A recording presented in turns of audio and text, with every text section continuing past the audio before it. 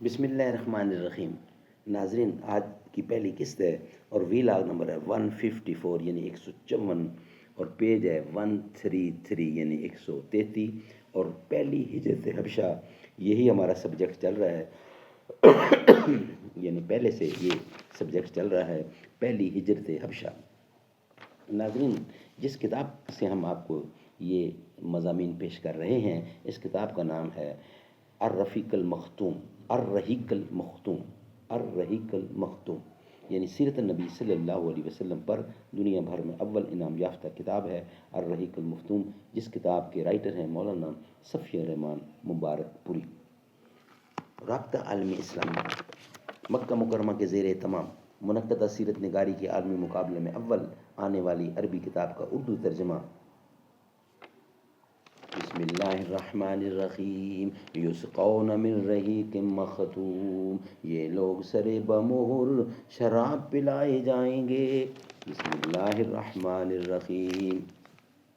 وَإِن تُطِيعُوهُ تَهْتَدُوا، اور اگر اس کی فرما برداری کرو گے تو راہ پاؤ گے۔ نحمدہ ونصلی علی رسولہ الکریم۔ فاطمہ بنت عبداللہ، عرب لڑکی جو طرابلس کی جنگ میں غازیوں کو پانی پلاتی ہوئی شہید ہوئی، یعنی 1912 عیسوی میں۔ فاطمہ تو آبروئے امت مرحوم ہے، ذرہ ذرہ تیری مشت خاک کا معصوم ہے۔ ناظرین، ہیڈنگ چل رہا ہے پہلی ہجرت حبشہ۔ آج کا ویلاگ نمبر 154 اور پہلی قسط ہے۔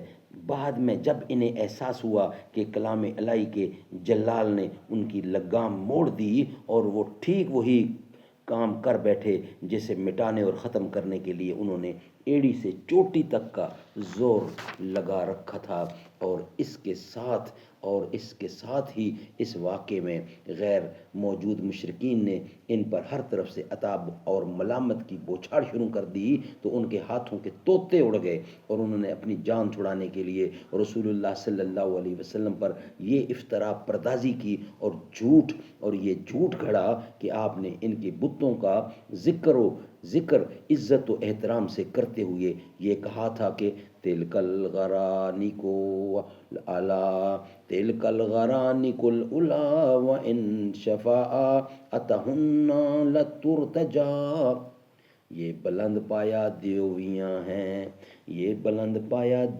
ہیں اور ان کی شفاعت کی امید کی جاتی ہے۔